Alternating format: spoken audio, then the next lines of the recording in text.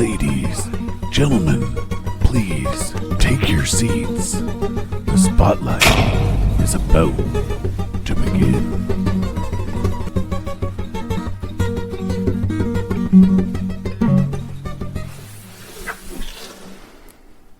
Good evening, everyone. I'm Mystery Matt, and you're listening to the Mystery Matt Spotlight Podcast.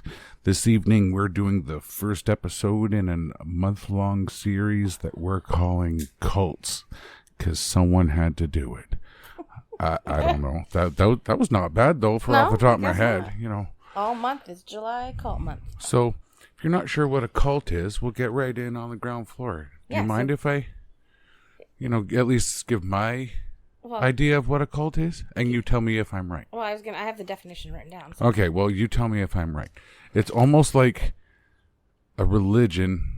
A lot of them claim to be either messengers of God or sent by God, or sometimes even, a rendition of a god, and they coerce people into doing horrible things, whether or not it's to themselves or others, in the disguise of being like a religion. That's the part I'm shady on. Is it a religion? Is it a club? Is it a... Go ahead. All right. Well, a cult is a system of religious veneration and devotion towards a particular figure or object. A misplaced or excessive admiration for a particular person or thing. That is the definition from the dictionary. Oh, I like mine better. Yours is basically on point.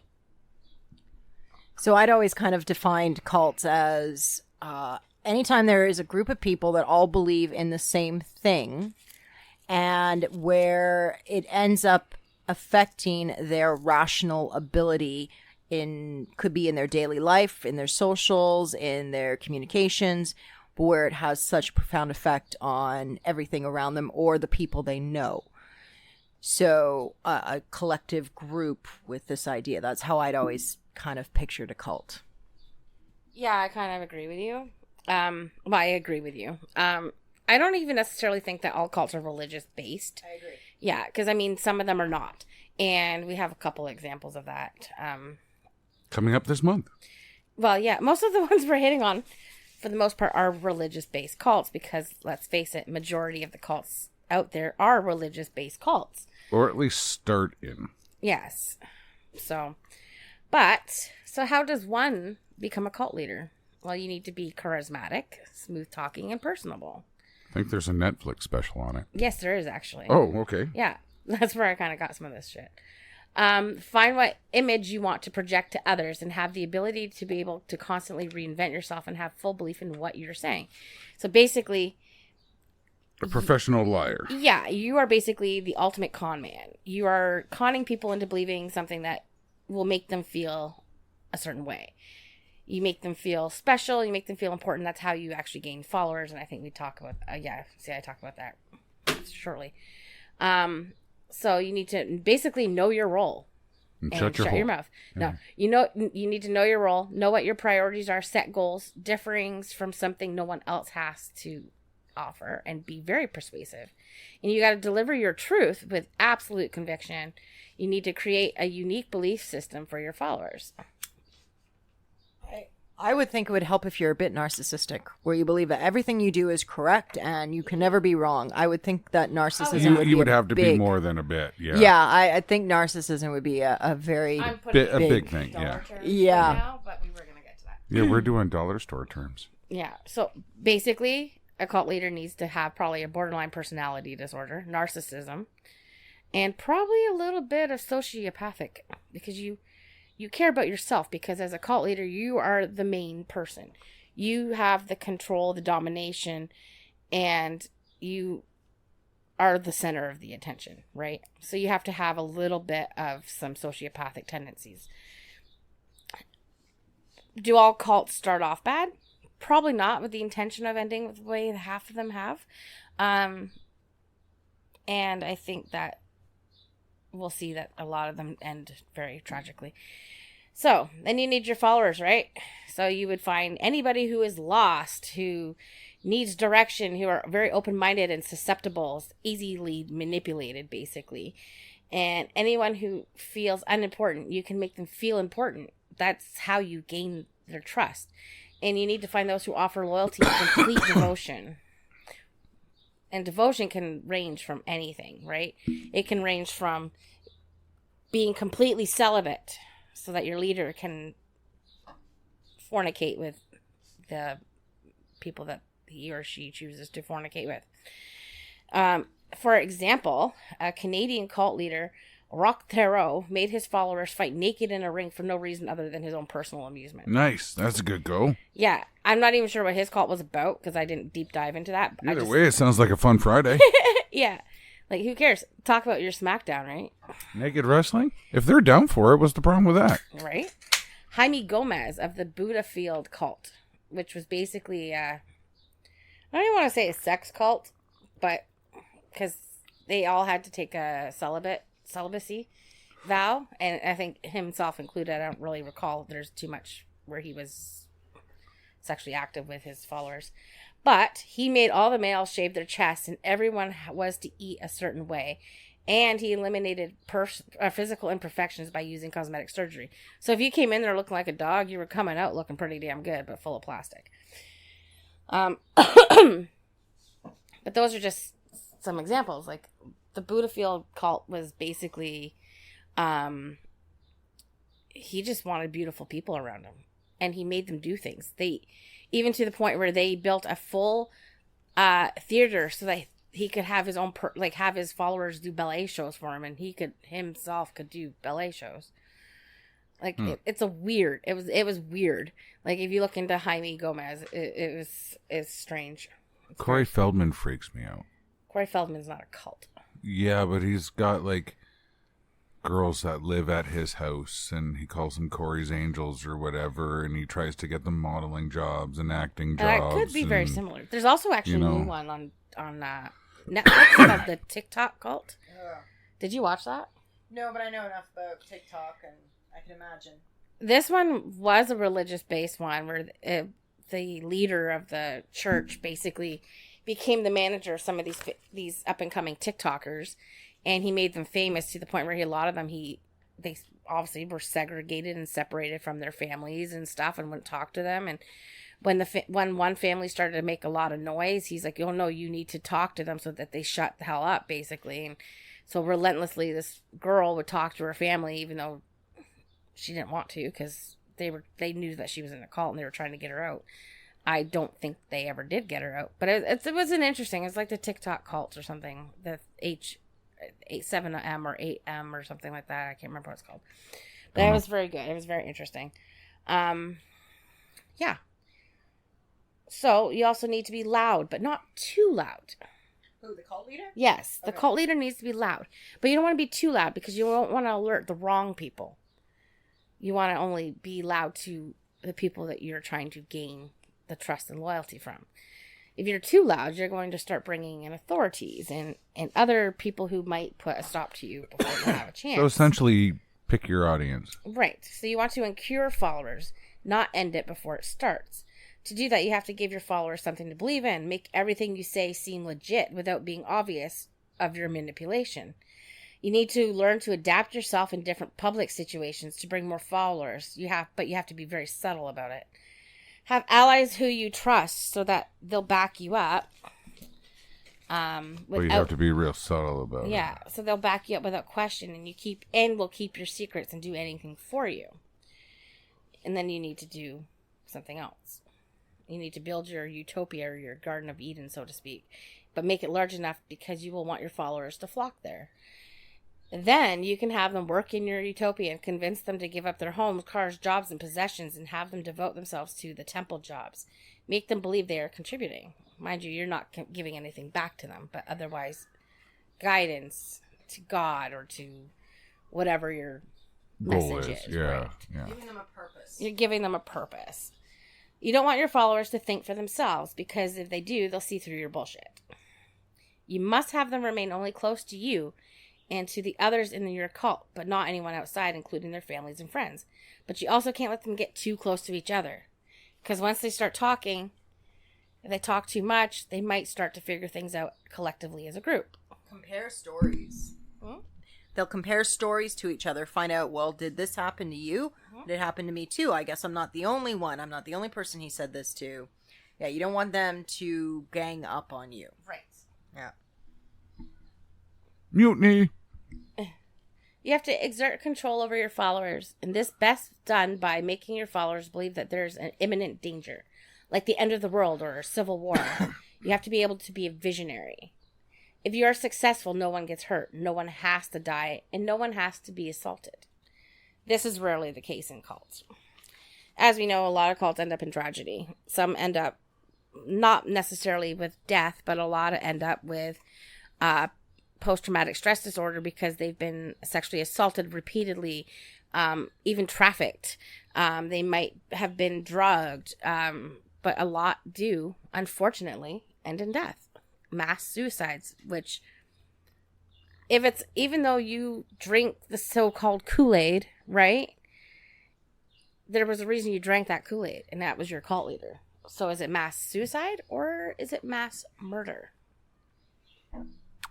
Well, the thing that gets me is, like, killing yourself is the ultimate end, right? So,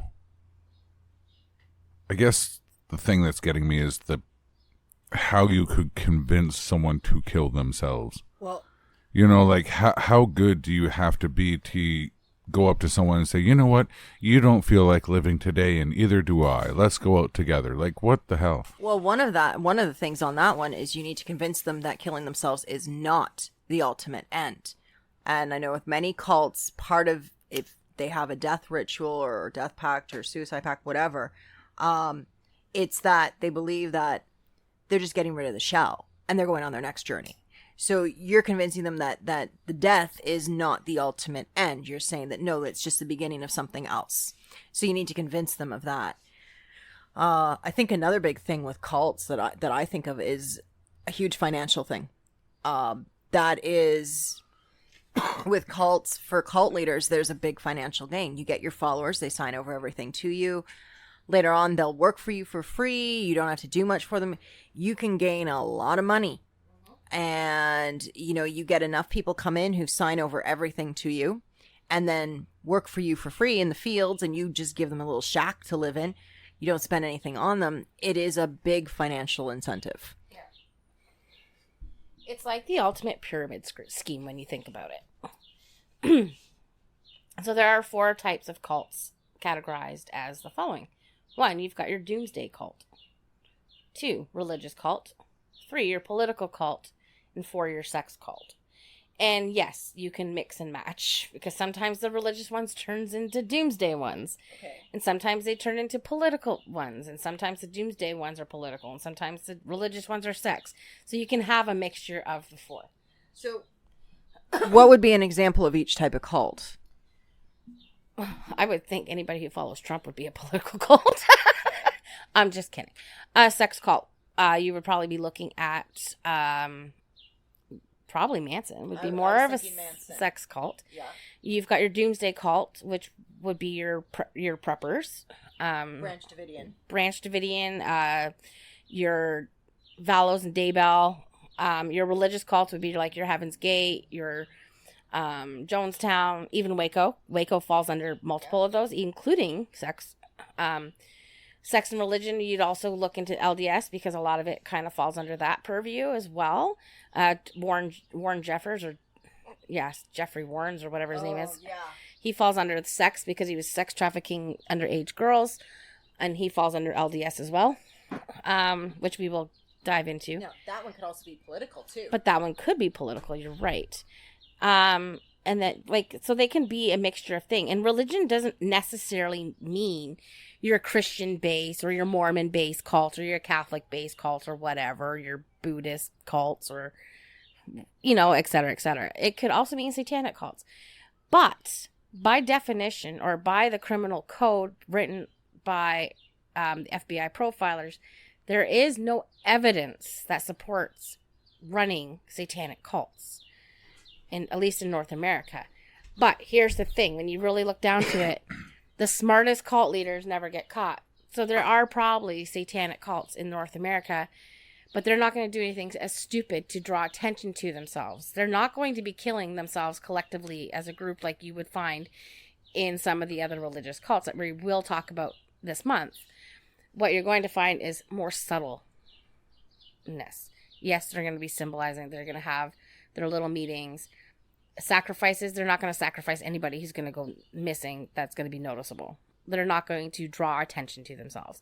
So if there is or if there is not satanic cults, that's subjective. But I'm sure they're out there. What? Satanic cults? Satanic cults, yes. Yeah. Another thing, like with cults, I think about is how our definition of it and what we will call a cult will change with time, because there are many accepted organized religions out there that when they first formed were called cults. Mormon being one of them. Mormon being one. Christianity was actually considered a cult back in Roman times. It was considered a cult. So That's weird. everybody's. So you go from like cult to religion to mythology. So, and that's what I find fascinating is how does that change take place? When does something go from being a cult to being considered a religion? Now, When does it go from religion to becoming mythology? Well, yeah. Because if we're going Greek in, mythology, that was a religion yeah, at one point, and then eventually it just fell into myth, right? yeah. For many that we have now that we consider acceptable religions, or for some people acceptable religions, they did start off as cult. And then I think for a lot of them nowadays, they gain the title of religion once the government will recognize them as an official religion and allow them the tax break. Did you know that the financial. Jedis are now an official religion? I'm not surprised. They have I mean, been there's for a the while. flying spaghetti monster religion. So, I mean, there's... What is that? That's part of Scientology, isn't it?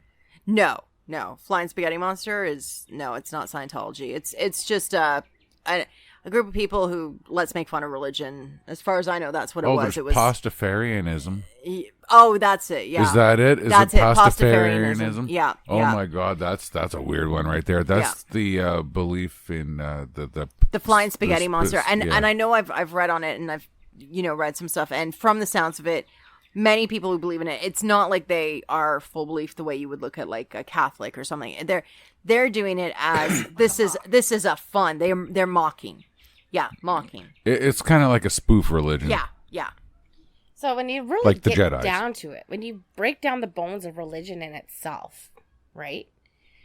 Who leads the group of people? It's a charismatic leader who has authority, who preaches out a message. So, am I right? I'm still trying to figure out if you're allowed to be a Catholic and a Jedi at the same time. I'm sure it's fine. No, probably not. False gods. Yeah, false gods, prophets, false yes. Yeah. religion. Yeah. So, okay, but anyways, my point being is that you have an archbishop, you have a priest, you have a minister, you have a preacher, whatever the fuck they're called, right? They're at the top. They're standing there. They're giving you their sermon. They're teaching you and preaching about morals. They're preaching about God. They're preaching about this. And they're instilling these values into their audience, which is the congregation. Tell me that that's not a cult. Because that person up in that pulpit, is that what it's called? A pulpit? Yeah. Okay. Yeah, pulpit, because I'm not religious. Is a charismatic person who's got the audience's attention. So he's got the control, he's got the dominance over them, and he's controlling what he's feeding them. And each preacher or priest or whatever the fuck they're called write their own sermons based on their books that they are following, right? They have a guideline. They have a guideline, but they still write their own sermons. Now, whether or not that sermon is serving a personal purpose or not is subjective. But Depends the point on how is, true to the.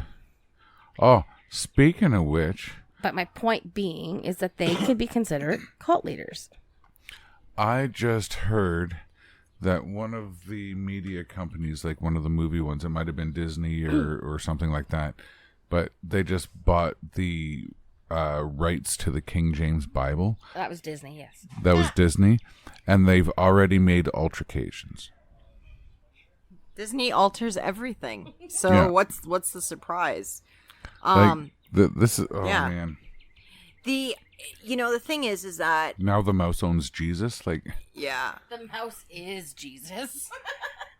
it's you could make an argument that any type of theology or belief is actually a cult, because even if there's not a minister or a bishop or a rabbi or a monk or whatever, there's still going to be somebody who guides other people, be it if that person is just someone who advises about, oh, well, no, this is the way you should do it and this is how this is done. That's still a leader. So you could make with any of these, you could make the argument for any of them being cults. It's where the difference is when does the viewpoint change of this is a cult? No, now this is an established acceptable religion. And I think where a lot of that might go in is how do the members behave and what is the base theology of it? Yeah. Is it considered acceptable that people can will they behave properly in public? Are they going to break any morality or ethical rules? I think that's a big thing that might also determine it. Also, when you think about it too, when you have like organized religion, which we're debating whether or not it falls under the cult purview, is when a member of their congregation steps out of line and goes drinking on a Saturday night and gets shit-faced, they're not going to be killed for it. They're not going to be ridiculed completely or completely singled out, where maybe the sermon the next day might have some hints to immoral behavior, but they're not going to say Dave from Connecticut Street went out last night and he was like on the floor with a stripper completely inebriated and having like facilitating sex acts. You know, they're not going to point you out. When you're in a cult, they will point that person out, single them out, and humiliate them amongst their peers inside the cult. Basically a verbal stoning, if you will. yeah. So there is some differences, obviously. So I don't have a problem with people's different religions and beliefs and stuff like that. You can believe whatever you like. It makes no difference to me.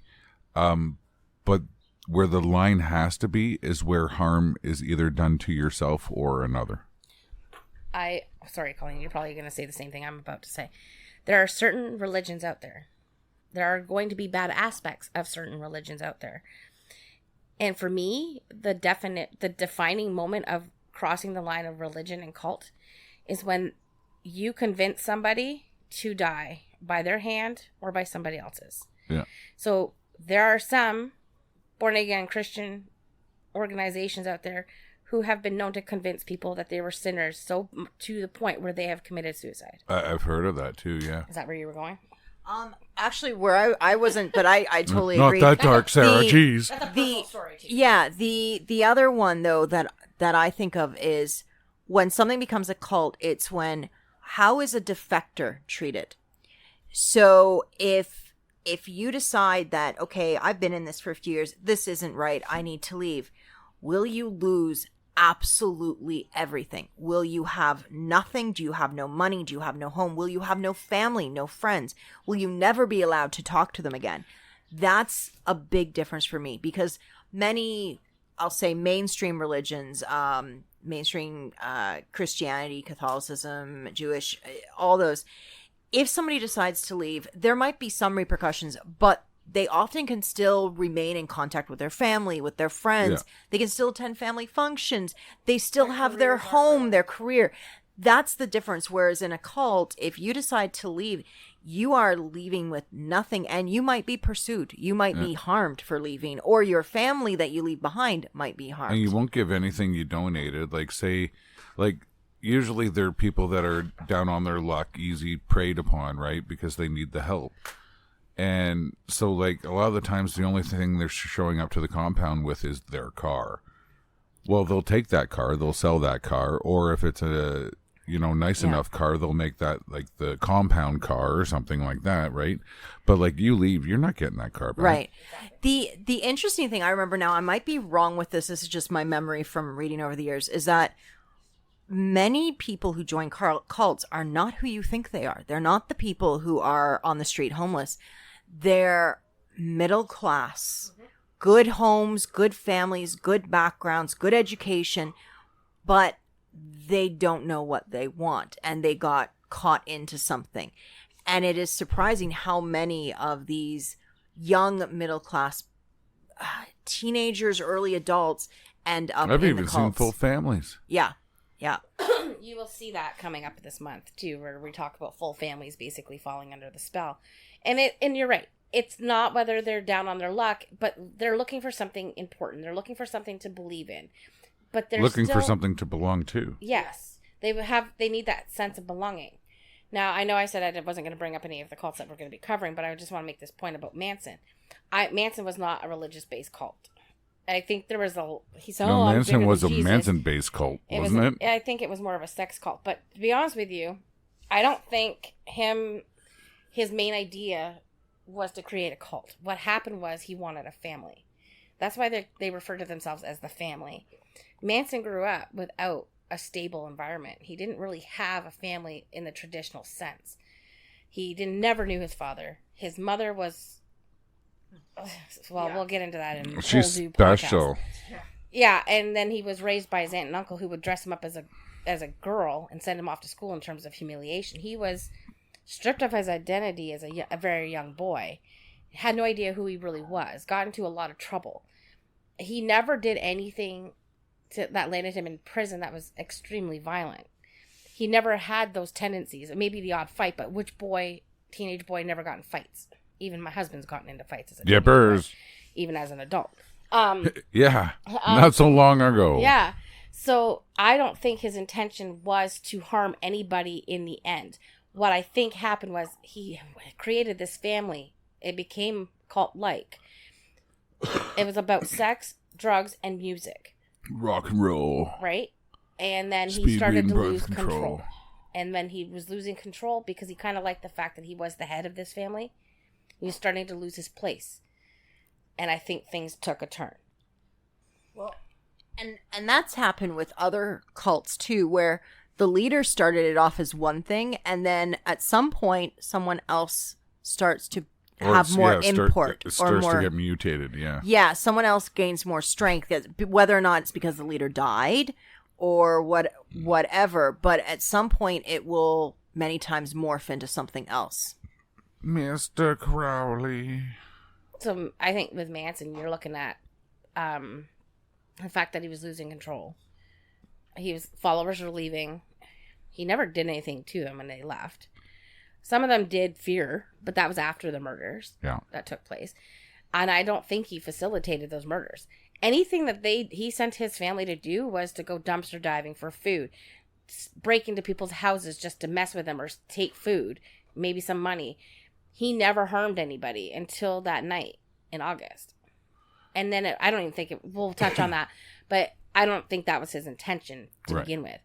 And there was a sense he needed to gain that control back. And that's why the second one happened. I don't think his intention was ever to physically harm anybody. I think it just kind of got out of control. Yeah. And I think that, and that can be said for any other cult leader as well. I don't think there was ever necessarily an intent to harm anybody. But you're going to find it. Whether it's financially, mentally, physically, there's going to be harm done. And I think that's what separates church from cult. Because like I said, church, yes, has a lot of the cult-like qualities where you have a charismatic leader who's preaching blah, blah, blah. But nobody actually gets harmed. Church, organized large religion, also have to answer to public moralities and public ideas because they are much more in the public eye. Yeah. The governments are also involved. So the organized large religions have to maintain a certain standard to to keep appearances good. One thing I think bothers me a lot on many cults is when I start seeing them as very dangerous is when they start removing children, when they will make sure that the children are separated from the parents and not allow the parents to be fully involved, or they will group the kids all into one area, or that's when they start to destroy the the family in order to create the cult family. Yeah. It's a sense of controlling over the parents by separating their kids, right? And not only that, there's grooming going on. There's extreme grooming going on with those children. And abuse. Well, yeah, that's what I mean by grooming. Okay, so we have our 4 cult categories, right? Doomsday, religious, political, sex. Let's have some fun, because now we've kind of... whatever the fuck that was. So let's a little have fun. Our podcast group members, right? Chris, Nancy, Colleen, Greg. I remember you those and I. guys. Who in our podcast group would likely become a cult leader? Are you asking me? I'm asking Matt first, Who I think would become a cult leader? based on the criteria.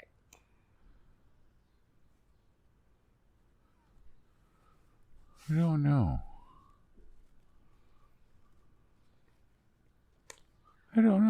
Or who of the group, I guess, would be More most likely? fits it more likely, even if it's not that.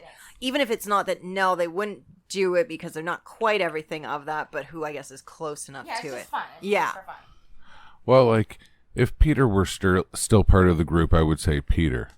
Because Peter kind of wants to run one anyway. But he's not part of the podcast group anymore. No. So, like, I don't know. Either you or Nancy, because you're the most charismatic. I would have said you, Why? because you are the most charismatic, plus you're the head of the podcast. Oh, well, there you go. What about you? Who do you think would run it? One of us. That is a really tough one It is because tough. I can see, We're just having fun, so no Yeah. harm done. and it's I can sell you internet. let's see, Just watch me. I definitely don't think me. It would be far too much work. I'm like, no, I'm sorry, way too much work. Free rider. For you, Sarah, too much socialization. I think I'd have to go between Chris or Nancy, actually. Awesome. Yeah, I think I'd have to. And that Chris doesn't is mean really anything good with bad. his networking. Yeah. Yeah, I could see Chris because he can be really charismatic and loud and be able to talk to a lot. But same with Nancy. Like, I don't know.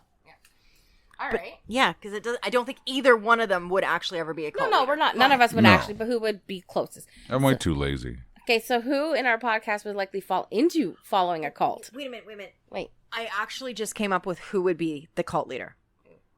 Detective Tuesday. Yeah. I would be his bitch. I am his bitch. Okay, but who in our podcast group would likely fall into a following cult?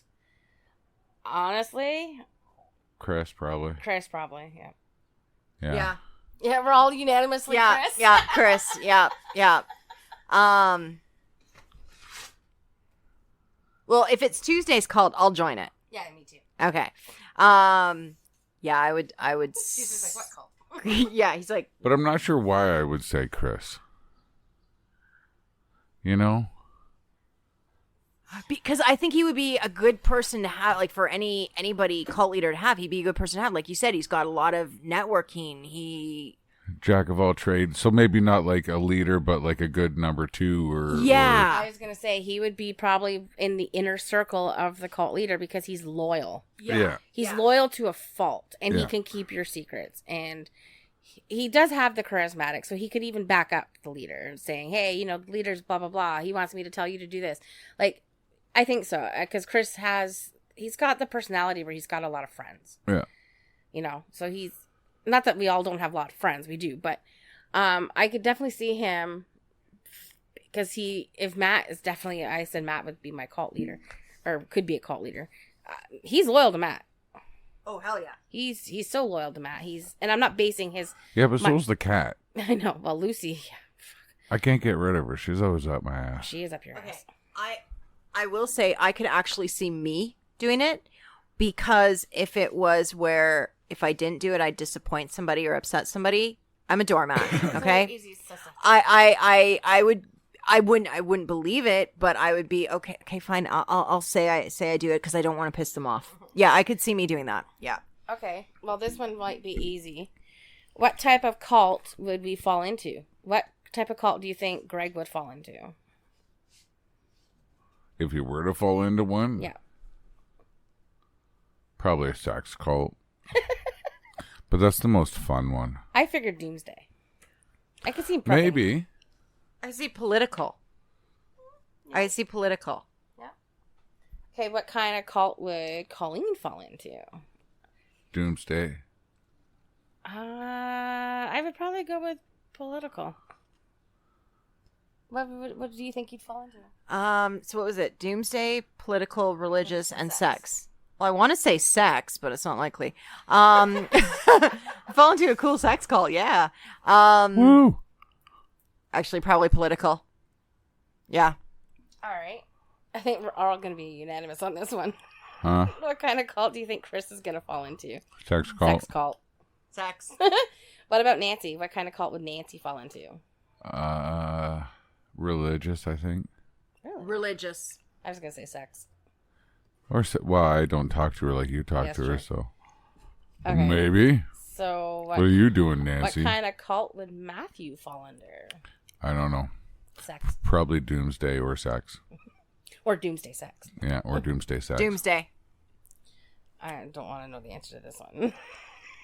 What kind of cult would I fall under? Doomsday. Religious. Yeah. Either one. I would not fall under. Yeah, you It all depends on how you define religion.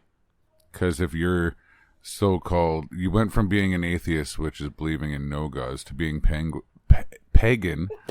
Penguin. yeah, to being pagan, which is a belief in many gods and many spirits. So that's like both extremes. And paganism is not considered a religion by a lot of mainstream. Although considering it's the first religion, yeah, in some opinions, yes. but it's been around there's- longer than the organized religions that are around now. Yeah, but except for Buddhism. If you count paganism as any of the multi, oh my lord, I lost my word. Religion and Lord. Any Yeah, of funny. any of the old religions that had multi gods. So if you count paganism as that, where ancient Egyptian, I was talking Norse, to whatever. my friend at work who used to study the Bible extensively, and there's something like 23 gods in the Christian Bible alone. Yeah. Like the one that destroyed the world and the one that created Adam and Eve are not the same God. And a lot of people don't know that because they're not Allowed to. reading all of it. Well, it all depends on that one in terms of which version of the Bible, and have you read the And interpretations. Yeah, and interpretations, and have you read the Book of Enoch is what you're looking for. The Book of Enoch. I'm trying to think. It's all the books that weren't put in the Bible, and there's a Yeah. word for them, and I forget what that word I is. don't know what the collective word is, but the Book of Enoch is one of them. Yeah. Anyway, but all the books that weren't put in. Anyway, I cannot remember the word. I am so sorry. Anyway. Of all the famous cults out there, which one do you think you would fall under, Matt? I don't know of a lot of cults. I was probably looking at the cults that I have studied over the last few weeks or last couple months. I'd probably end up in Manson's Oh. because it's peace, love, right? Well, there's even a lot of people that are still like peace, love, and sending Manson letters in Yeah. the mail and stuff Oh, like yeah, there's that. still a lot of Like followers he's out still there. got his thing Even going. though he's been dead for a few years. Oh, has he now? Yeah. Okay, see, that's how much I don't follow. Yeah. But Yeah, I mean, like, you know. I don't see myself falling for a Heaven's Gate or a Jonestown or a Waco. I would probably be looking for something more peaceful, more free. Yeah, probably. Although I'm not really a fan of dumpster diving. I don't like sloppy seconds. So, another reason why I would never join a sex cult. Lots of sloppy seconds. So Yeah. sloppy. You'd be lucky if you're getting seconds. Yeah, you're like sloppy ninths. It's like, hi, I'm the 10th one. Oh, look. My vagina is now a fucking Grand Canyon and not just a hallway. You're throwing this tiny mini wiener down there now. So, which one, Matt, would you, of the ones you know of, which one would you likely join? I don't know. Probably Manson's. Based on experience, I would say probably Mormonism. Okay, let's not. but I know. Just based on my How past close you came, experience. Yeah. Just in I know one thing. I would never fall into a cult where children would be harmed. Can I have multiple wives? No. Ah, Wait, would it get you off my back? the Mormons got to do it. Yeah, but it's not even acceptable practice now. Are the Mormons The fundamentalists are the ones that do it now. Oh. You'll find out about that in a couple weeks. Whoa! Interesting. Tipping. Any other cult-related scenarios like that you want to throw out? Like, which one would be likely to do this, or which one out of us would likely to do that? Is each political party a cult? It could possibly Not be. cult, but Not officially. Not officially, Not- no. not But I officially. could see what you mean, though. Because you've got a charismatic leader who's trying to lead, has more control over the people. then they try to they control their party, and then And they it's move financial. that, and then you get the two cults fighting off to see who gets to run the whole country and that kind of thing. And there's usually only two that anybody ever talks about. Well, okay. I mean, in Canada, we have 3 anyway that are the main ones, but and in other countries you might have 3 or 4 or whatever. Mini cults. U.S. is only 2. Like the block. To me, though, on that one though, you have a new leader every few years, and they do change their thoughts, processes, and everything. Yeah. Political cults, I think, are the hardest to actually peg down because you're looking at, I guess, a political cult could be considered Nazi. Yeah. Oh yes, That's true. Yeah. That is Yeah, probably the largest. That's probably the known most popular. political one. I don't think I'd be into something like that, like the political cult. Like you guys were saying that you two would be in more of a political cult. That's what the Nazis were doing, and that's the whole like bringing harm to people. Yeah, I couldn't bring harm to I couldn't anybody. bring harm to people. So like when they're singling people out and sending them off to camps and executing them and all this kind of stuff, as soon as word gets out that all these people are going missing and well, not missing because you know they've been taken.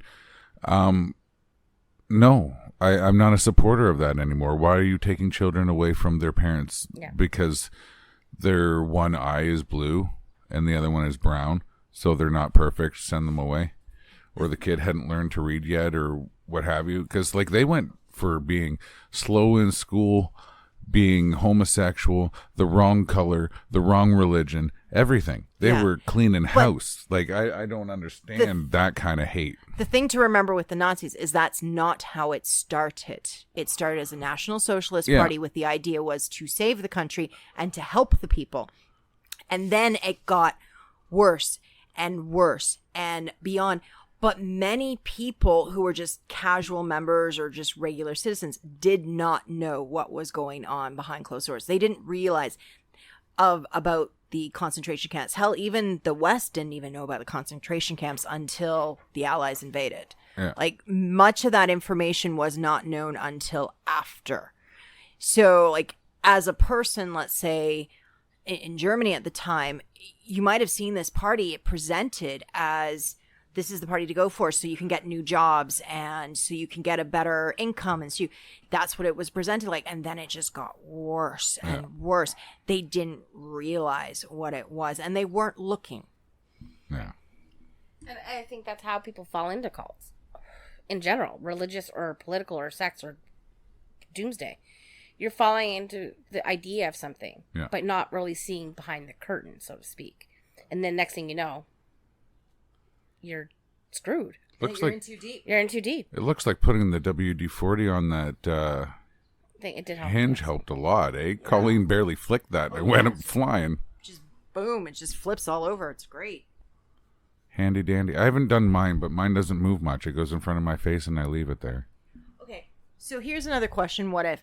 Who would be most likely to be someone to rescue someone from a cult? To try and rescue someone? I'd have to say me. Knowing what I know and doing all the criminal profiling and stuff that I've learned, behaviors and stuff, I think I would be able to spot it a lot quicker and be able to start convincing people But I to think leave. if Chris found out that he had a friend that was heading down that hole, he'd try and pull back. Oh, yeah. Yeah. You know what I mean? Yeah. Like, say I was about to become a hardcore Jedi. Let's go down this road, right? Okay, let's Hypothetically, go down the Jedi cult road. yeah, Okay. yeah. So say I decide I'm going to join the Jedis. I actually believe in the Force. I pray to Master Obi-Wan and Master Yoda and all that other kind of stuff. at some point, I believe Chris would come to me and say, listen, buddy, you got to put your feet back on the ground and go touch grass. You know, like, this is a fantasy thing done by a guy with a beard. You know, pull your head out of your ass and come back to reality, you know, that kind of thing. I think you can also say that with Dungeons and Dragons when you get some really certain people. We had a friend of ours that started praying to his Dungeons and Dragons character's god. Yeah. He would draw the emblem of that god 5 times each morning. Wow. In tribute. And I mean it gets too much. Yeah. So go ahead. I could see Sarah and Chris being the ones most likely. I know for me, I'd more likely do it subtly on the sidelines, try to give little hints, whatever. That's how so I wouldn't be the one to go gung-ho, but I could see definitely Sarah and Chris doing it. I think my way would be similar because you wouldn't want anybody to get hurt. Yeah. You'd want to do it in a way that you could convince them to slowly leave. Make sure you have a safe place to hide them for a while. If I noticed it, I would hope that I would try to do something. Yeah. But that's the thing, if you notice. And that's why we're kind of doing this. We're doing this July month. We're kind of going over some of the most infamous cults. Because it's like, all right, well, they still exist. And there are real dangers to being involved in them. And one of the reasons why I know I single out the Mormon and LDS and a 2-part, which will close out the month, is because, yes, they are a religion. They are a recognized religion by the government. But there is some hinky shit going on that needs to be addressed. Yeah. And I'm not saying that all Mormons are bad, but this doesn't look good for them. But not all Catholics are bad. Like that's another thing, right? Know, I said that there's harm done. Not all Jedis are good. Look at Catholics, though. Look at them. Like some of the main leaders, some of your archbishops and your priests are harming children. Yeah. And they're getting away with it. That's the sickening part. All because they hide behind the cloak of an organized religion. Yeah. This is where you need to question it. It's unfortunate. It's that the hierarchy is corrupt, but the individuals, the general people, are okay. Yeah. And when your hierarchy is corrupt, what do? It's still a theology you believe wholeheartedly. Even if you know, like I know people who are Catholic and they know there's something wrong, but it is still their religion. They love it. They believe in it. They do not agree with what's done by the higher ups, but what do? They're not going to leave. Yeah. But it certainly makes me question the legalities of church and state. Like they say, oh, we got to keep it separate, but you never see it kept separate in true form. Yeah. And state doesn't step in that often to church to fix the problems before they get worse. And because you have the Pope living in a fucking golden palace where a lot of Catholics are handing over 10 to 20% of their paycheck to him in retrospect or in some way, shape, or form, at least to the church, right? Tithing. What?